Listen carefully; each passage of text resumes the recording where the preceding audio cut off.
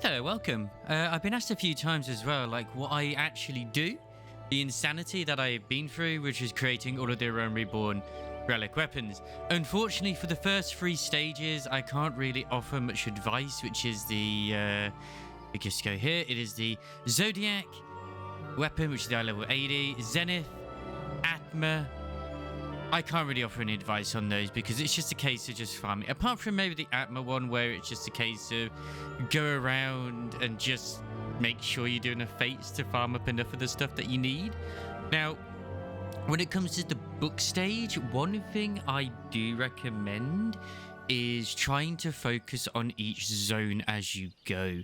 I know that kind of feels like a bit silly, but like just look at what you need to do. If there's like, say, enemies in Mordona, there's a left quest in Mordona, and there's a fate in Mordona, just get that over and done with, or as much as you can do, and all in one go.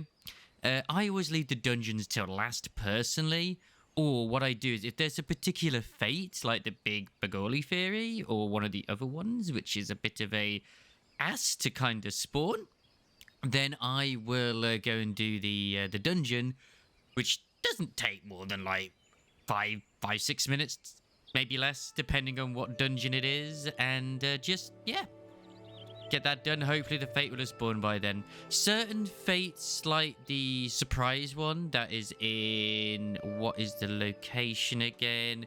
I know it's in one of the Limpsa areas. I believe it is. If we just look over here, go to the Noska. It is in, yes, Camp Bronze Lake. So here, like when it's the Fate Surprise, which spawns around here, what you'll see is 2 chocobos being escorted by 2 NPCs, and that is the beginning of the fate. It can fail just from the NPCs dying, so make sure if you see that starting, go there. So if you want to see if it's starting or not, just go here and then like just head up and just go through this side, because they always go this way. Apart from that, there's another fate which I would like to tell you about, which can be a bit of an asshole, and that is in this one in the Sylphlands. That's usually around here. It's the enmity of my enemy. It's a 2-parter. You have to first activate a fate, which I believe starts around here. It's an Elysian, and it'll then go into the fate that you need is after it. And of course, make sure you equip your weapon for these. And it shouldn't go without saying, when it comes to the Lev quest, make sure you have your relic equipped for them as well. And should you not see the one you need, just do one that's in there, preferably an easy one that it doesn't require, like, having to escort an NPC, which there is only one Lev quest that makes you do that, which is in the Doghouse. That is in Northern Vanaland, which isn't the worst in the world. And that's basically it when it comes to that stage. On to the next stage, which would be the Novus bit. This is the Alexandrite. I'm actually going to head over to Mordona for a second, so I'll be right back. Here we are in Mordona. This is the luscious NPC whom you will need to converse with for the Alexandrite. First of all, you need to make sure you've unlocked treasure maps and all that sort of malarkey, which is not too bad. It's like a nice little quest chain, and once you've done it, it's pretty handy. If you're looking to make some pretty decent gil in the game, then yeah, it's a good idea. Now, once you've actually unlocked the Alexandrite maps, this individual here will give you a daily, which allows you to do it obviously every day. It's 50, 60, 70. It's called the Treasured Mother. That's not the right one, sorry. It's actually Morbid Motivation, which you can get there as well. Other than that, then you just head over here to the Luscious Ladies of Mordona, which is the Servant of Splendor. This one here in this center. Mysterious Map Exchange, which will give you it will cost you 75 elegant tome tones of poetics, which you exchange for a map. They're always in certain locations and stuff like that too. And that's basically it for Alexandrite side of things. You can do this. It's the same rules as it is for regular maps. So you're gonna have one open. You can have one in your bags. You can have one in your chocobo saddlebag. You need 75 of those in total for your relic weapons, which will be used on the Spear Scroll. Now, the Spear Scroll is a beast in itself because it requires rank 1 to 4, I believe it is, materia. I recommend not going for materia such as like direct hit, crit, or any of those, because like anything damage based is usually more expensive. If you can do, obviously go around different servers, like check the different data centers as well if you can do, and just try and get as much as you can when it comes to tenacity and piety. Basically, think of the materials that most people wouldn't really want to invest into their weapon, and they'll be the cheaper ones. And it'll just save you some good in the long run. It really, really will do. And that's my advice when it comes to doing the spear scroll side of things. So what is the next stage after that? Oh, ho! Yes! The Soul Glaze Relics. Yeah. I've actually just recently been asked about this when it comes to the light farming. First things first, make sure your actual weapon is Soul Glaze before you start farming things, because that can be a right pain in the bum. First things first, go to Open Duty Finders, Unrestrict Party, confirm. Head down into here. There's 2 places I recommend: the Tamtara Deepcroft or Aurum Vale. Both take about 2 to 3 minutes depending on your job to actually clear. It doesn't take long at all. If Aurum Vale is, I think it's blinding light as well. When it comes to that, you'll be done in like an hour or 2. Other than that, I just basically just put something like anime or watch a YouTube video on the side while I am doing my light farming. It can take a while depending on it, but like after about 20-30 runs, give or take. That's just off the top of my head. I don't count. I don't keep track of it. I just do it. But I also recommend Aurum Vale for another good reason. Another good reason as to why... I mean, I didn't mention this before with the book stage, is don't ignore the loot. Take the loot from there and hand it in for Grand Company seals, because we'll be getting to this bit in a moment. Let's get to it. So, as I was just saying about the why you would need the Grand Company seals and other things too. Now, there are several items you need. If you've noticed, this quest here, not Morbid Motivation, I made the same mistake again. A Treasured Mother is a repeatable quest once you have completed it. And I recommend always having these on you when you're making relics. There are several quests as you're going through, like you can see there, Guiding Star has one, Brangwine has one, which you're then going to go to her son. There's one over there for Papana, as well as there's another one as well, if I recall the location. It is in Fanalan, and it is located here with the Spear Scroll guy. You'll need one of each at the very end, and why I recommend picking them up for multiple ones as soon as you're done with like one relic is because a lot of the dungeons you require are actually part of the books themselves. Now, you will also need to acquire items as well, so make sure you have quite a bit of gil. I mean, you've probably gone through it. There's certain items like the kettle, for example. There's the kettle, which is at in the Black Shroud. The kettle is located... Yeah, the kettle is literally located where Geralt is. In fact, let's just head over there right now. I'm going to actually show you this.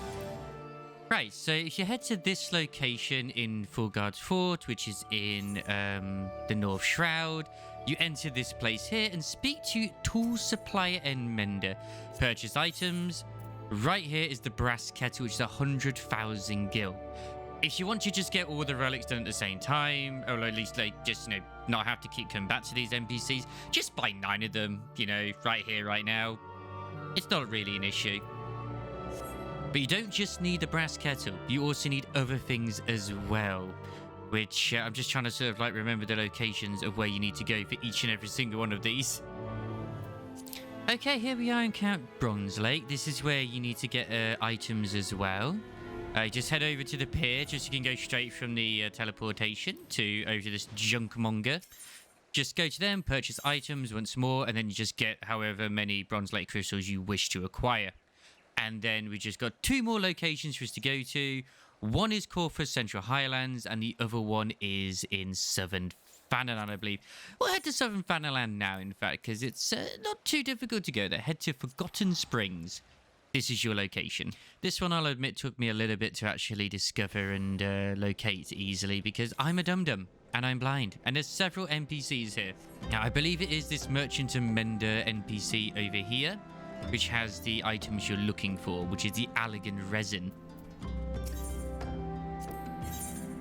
Yep, there it is. Allegan Resin. Once again, buy as many as you need. Then we head over to Corfus.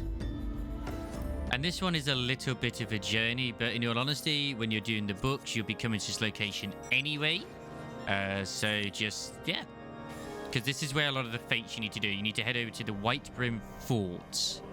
Right, once you have landed or just run in or whatever, whoever method of transportation is to use is this NPC here.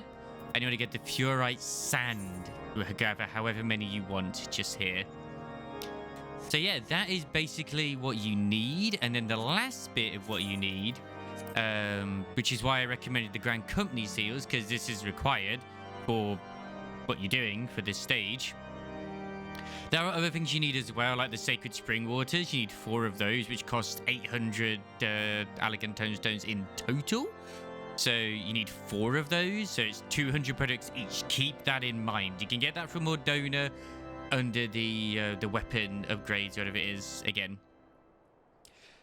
But yes, head to your relative Grand Company, which is, for me, is Limsa Liminsa, Maelstrom, till Sea Swallows all. And this is why it's so important for you to get at the loot, and it'll just help you in the long run. Let's head to the Aft Castle. Speak to your relevant quartermaster. For me, it's the Storm Quartermaster. I believe it's under this material one here, and you need 4 bombard cores, per relic. Per relic. So it'll cost you 80,000 in total. Because each quest of what we've shown requires 1 each for those stages. So that's just a good thing to spend your Grand Company seals on as well, just to keep that in mind. But for the rest of this stage as well, you'll need to get yourself perfect firewood, perfect pastel, perfect mortar, furnace ring, perfect velium, perfect cloth, perfect ponce, and tailor-made eel pie. Okay. All these items can be made. And they're crafted. But here we go, perfect pounce and stuff like that too. These obviously require for you to go out and get resources. There's other items you can, like certain bits of these you can sort of get to. From, I believe it is a location in Fanaland, if I remember. It is located... I believe it's actually located down here in this place, the Silver Bazaar. You can buy items which you disenchant or whatever, or desynthesize, sorry. But in all honesty, I just prefer to do this method, which is go to the market board. It will cost you money, but depending on your server, they cost about 30 to 50,000 each. And it costs about that much to craft them anyway. I'm not a crafter, but it's like just for those who don't want to have to level crafting for it. If you just type in perfect, you'll get most of them anyway. Oh. Here we go, perfect firewood. Here on Limsa, not Limsa, Twintania, they're 52,000 for the firewood. For the mortar, it's 38,000. Perfect Pastelia, it's 47,000. Bellium, 69 pounds. You get the idea. It's all about, you know, it's going to cost you some money. Unfortunately, the original relics do cost money for you to do, so, but none of the others do afterwards. After that, all you do is you hand it in. Don't worry, they're just messing with you on the quest. And then once you're done with that, head over to Swift Perch, I believe it is, for the final stage where you will speak to a certain individual. Which is this individual here, Ramon. He will give you certain items to affix to your relic, which costs, I think, they're 50 poetics each, actually. But this is after you got it to the Zodiac weapon stage. I'm just double checking this. It is 50 tomestones each. And it just requires you to attune each of these, which once again, do Aurum Veil or Tamtara Deepcroft, whichever tickles your fancy on that day. Don't do Alliance trades. They might like give you really like a lot of light, but the time it takes to complete them, just it isn't worth it. It really isn't. Just do the dungeons. It might take longer, but it's sort of just, it's less stressful, and you can just take your time with it then, unless you're in a hurry. So yeah, once you've done that, there you go. There's your finished Zodiac weapon. Anyway, I would say thank you very much for watching. Hopefully this has helped you out in terms of like making multiple different relics for the Realm Reborns at least. I'm planning to try and do this as sort of like little tips and tricks as what I did myself personally when it came to doing relics. Don't forget to like, comment, and subscribe, and check us out on twitch.tv/Wobsy. I'm currently still going through the process of the Eureka Relics, which, and I'm going to mention this when it comes to the Heavensward one. If you're going to do the Heavensward Relics, start the Eureka Relics, because you can use the Poetics from that to feed the other relics. Boom. That's a simple enough thing I can tell you right now. I'll give you that one for free. Anyway, ciao for now. Take care.